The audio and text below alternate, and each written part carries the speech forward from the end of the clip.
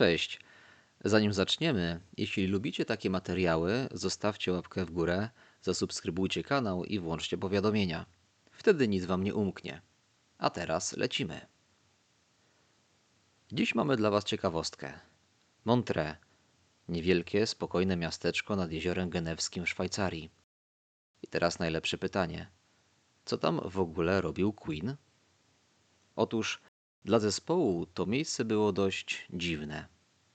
Montreux było spokojne, monotonne, trochę jakby odcięte od świata. Ale miało jedną rzecz, która przyciągała Queen jak magnes. Mountain Studios. Prywatne studio nagraniowe w starym kasynie. Queen kupił je w 1978 roku. I nie ze względu na perfekcyjną akustykę, super sprzęt czy artystyczną atmosferę. Powód był dużo prostszy. Podatki. W tamtym czasie brytyjskie prawo pozwalało uniknąć opodatkowania zagranicznych dochodów pod warunkiem, że artysta spędzał w Zjednoczonym Królestwie mniej niż 64 dni w roku. Posiadanie studia w Szwajcarii idealnie załatwiało sprawę. Ale Mountain Studios miało też plusy poza finansami. Studio regularnie wynajmowali inni artyści.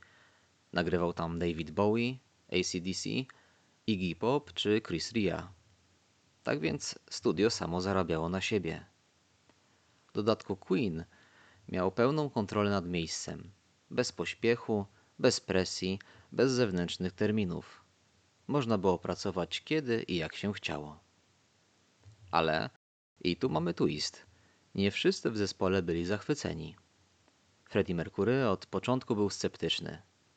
Kiedy inżynier dźwięku David Richards zapytał go, co zrobić z nowo kupionym studiem, Freddie podobno rzucił: kochany, wrzuć je do jeziora. Dlaczego taka krytyka? Powód był bardzo przyziemny. Studio było po prostu niefunkcjonalne. Reżyserka była na innym piętrze niż kabiny nagraniowe, więc muzycy nie widzieli realizatorów. Mało miejsca, ciasnota. Salonik był pod schodami, a wspomniana reżyserka mikroskopijna. No i do tego Freddie, który w przerwach wychodził palić na tyły parkingu, obserwowany przez ciekawskich przechodniów. Mimo tych minusów, Queen nagrywali w Montreux przez lata. Od albumu Jazz, aż po ich ostatnie sesje do Made in Heaven. Jeśli podobała Ci się ta ciekawostka, zostaw łapkę w górę, zasubskrybuj kanał, włącz dzwoneczek i koniecznie napisz w komentarzu, co myślisz o Montreux i Freddim w akcji.